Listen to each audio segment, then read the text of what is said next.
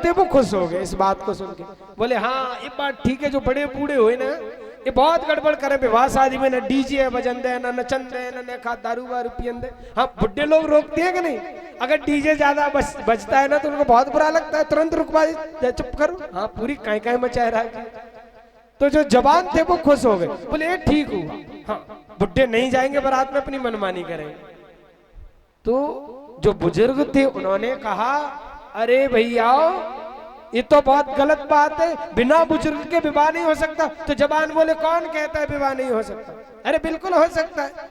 जैसे एक कहा तो प्रिय सज्जनों, जवानों ने कहा हम अब चिंता मत करो, हम विवाह करके ले आएंगे। तो बुजुर्गों ने कहा आप नहीं ला पाओगे। पर जवानों से आजकल भैया बुड्ढों की नहीं चलती। जवानों ने बारात तैयार कर ली और वो तो उन्होंने कहा ठीक है बारात में कोई बुड्ढा नहीं आएगा। बारात इधर में सज रही है, पर लड़के का जो नाना है ना, लड़का का जो नाना है उसने कहा भैया तुम वही ले चलो बारात में। हाँ देखो अगर बुड्ढा जाएगो नहीं तो फिर तुम ना बिते दुल्हन लेके आ रहे, तुम ना कछु मिलवे बारो। जब एक कहा तो नाना ते गई, फिर नाना तो कैसे ले जाए, तो देखेंगे तो विवाह ना होगा। तो नहीं एक काम करो, जो बक्सा जाए करे ना शादी में, जब बारात जाती तो एक बक्सा जाता है, आपकी साइड भी जाता होगा, उसमें सामान रख के ले जाते हैं दुल्हन के कपड़े वपड़े। तो बोले वह बक्सा में बैठार के लचनी हो भैया, तुमने जरूरत पड़े तो तुम निकाल लियो और जरूरत ना पड़े तो भैया मुझे वही में पड़ो रही। बोले ठीक।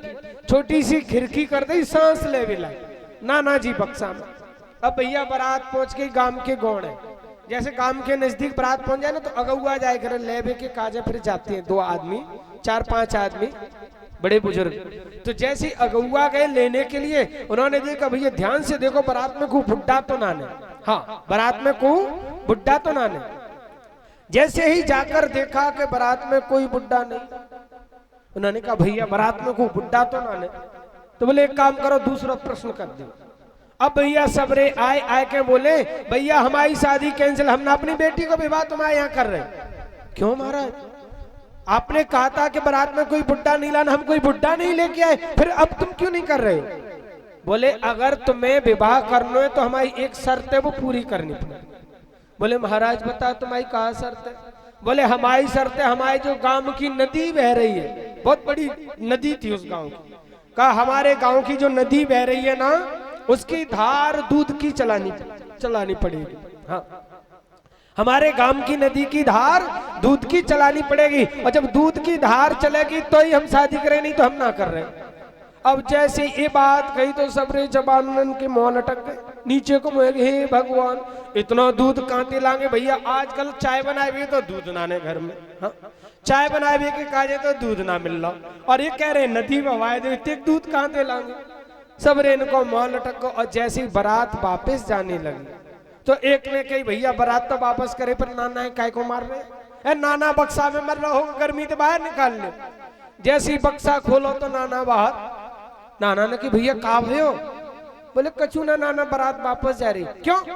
बोले उन्होंने एक दूसरी शर्त रख दी हमारे सामने। बोले क्या शर्त रखी? बोले उन्होंने शर्त रखी है कि विवाह तभी करेंगे जब हमारे गांव की नदी है दूध से बवाओगे। अब इतना दूध नाना जी है ना, या तो बारात वापस जा रही।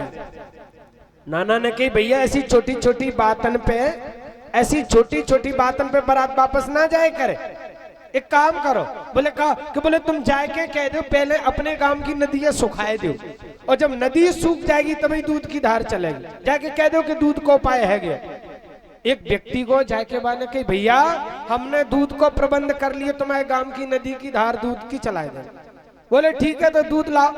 बोले दूध तो हम आ रहे, तुम पहले एक काम करो जो गांव की नदी बहरी वह सुखाए दो, क्योंकि पानी में तो दूध की धार चलेगी ना, या दिया सुखाओ। जैसे ये बात कहा तो सबरे ने माथो पकड़ लो, कहने लग रहे भैया जा बारात में जरूर को उनको बुड्ढा है, जरूर को उनको बुजुर्ग है। ऐसी बात तो बुजुर्ग ही बता सके जुगाड़ की। तो पूछा क्यों भाई हो? देखो विवाह तो हम पक्को कर देंगे, पर सच्ची सच्ची बताइए बारात में बुड्ढा को है? तो नाना जी सामने हो। तो प्रिय सज्जनों जो बुजुर्ग होते हैं ना, जो भी बात कहते हैं वो अनुभव से कहते हैं। हाँ वो अनुभव से कहते हैं, कभी भी बुजुर्गों की बात को बुरा नहीं मानना चाहिए। तो आज प्रिय सज्जनों समझाया पर धुंधकारी अपने पिता को अपमानित करके बाहर निकाल देता। पिताजी बाहर निकल गए। जैसे ही गोकर्ण जी से भेंट हुई तो रोने लगे। कहते हैं पिताजी क्या हुआ, आप क्यों रो रहे हो? बोले आपके भाई धुंधकारी ने मेरा अपमान कर, मेरे सम्मान नहीं, मेरी बात नहीं मानता है।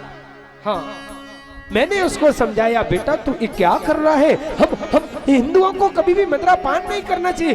बेटा तेरा भाई जो धुंधकारी है वो मदिरापान करता है, शराब पीता है। गोकर्ण जी कहते हैं पिताजी याद करो आज से कुछ वर्ष पहले एक संत ने आपको समझाया था कि पुत्र के चक्कर में न पड़ो, अगर पुत्र होकर कुपुत्र निकल पड़ा तो बहुत दुख देगा। आज देख लो कितना दुख मिल रहा। मेरे भाइयों जो गोकर्ण है ना, ये और कोई नहीं, वो संत ही थे। जो संत समझा रहे थे आत्मदेव पंडित जी को, उन्होंने फल दिया, वो ही आकर पुत्र बने थे यहाँ। तो वो उसी बात को याद दिला रहे। पिताजी याद करो, आपको बहुत समझाए पर आप नहीं माने। तो अब तो बहुत दुखी होने लगे। कहने लगे बेटा मैं क्या करूं? कहा पिताजी अब तुम भगवान का भजन करो। हाँ, अब तुम भगवान का भजन करो। जैसे एक कहा तो कहा पिताजी भगवान का भजन कैसे करना है?